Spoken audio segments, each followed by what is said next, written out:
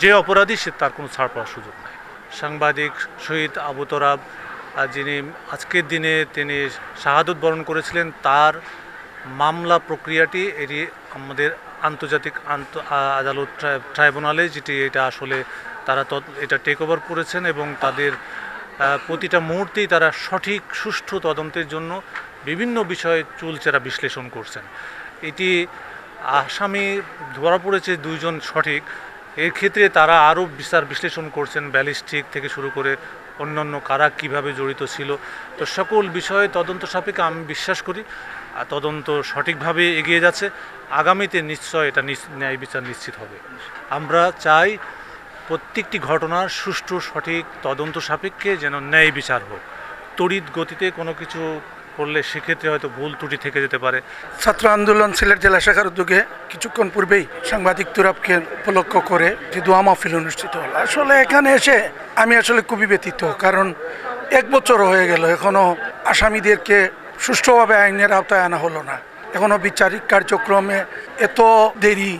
মামলার আসামি তো অনেককে বিভিন্নভাবে দোষী কেউ নির্দোষী, কারোর ব্যক্তিগত আক্রোশ থেকে, কারোর কোনো ঘটনার প্রেক্ষাপটে তারা অনেক সময় আসামি করে।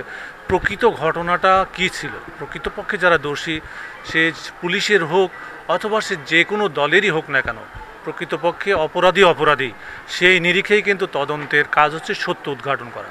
সেই হিসাবে যারা প্রকৃতপক্ষে দোষী হবে আমরা বিশ্বাস করি এই বিষয়ে আমাদের এখান থেকে মনিটরিং সেল, প্রত্যেক ইউনিটের মনিটরিং সেল আছে এবং বিভাগীয় পর্যায়ে আমাদের যেমন আমরা পুলিশ কমিশনার, ডিআইজি সাহেব সহ এবং সিনিয়র অফিসারদের নেতৃত্বে এখানে মেন্টরিং সেল এবং স্বয়ং আমাদের আইজিপি স্যার নিজেও এটা দূর থেকে কানেক্ট হয়ে এই মামলাগুলা সঠিকভাবে তদন্ত হচ্ছে কিনা সে বিষয়ে কিন্তু গভীরভাবে এটা বিশ্লেষণ করা হয়। এবং আমরা বিশ্বাস করি যে বর্তমান পুলিশ আপনারা নিশ্চয় দেখছেন, আমরা অত্যন্ত পেশাদার এবং জনতার পুলিশ হয়ে এদেশের সত্যিকার অর্থে এদেশের কল্যাণের জন্য দেশপ্রেম চেতনায় উদ্বুদ্ধ হয়ে আমরা এদেশের মানুষের জন্য কল্যাণে কাজ করে যাচ্ছি।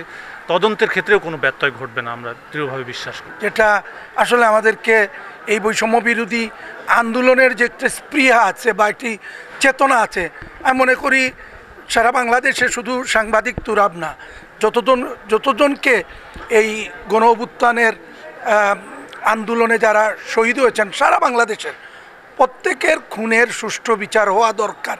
আমি মনে করি আর দেরির বিষয় নয়, সেটা যথাশীঘ্র। 1 বছর হয়ে গেছে, আগামী বছরের ভিতরে যাতে কোনো শহীদের পরিবার বলতে না পারে যে আমার ছেলের, আমার মেয়ের, আমার সন্তানের বিচার হয়নি।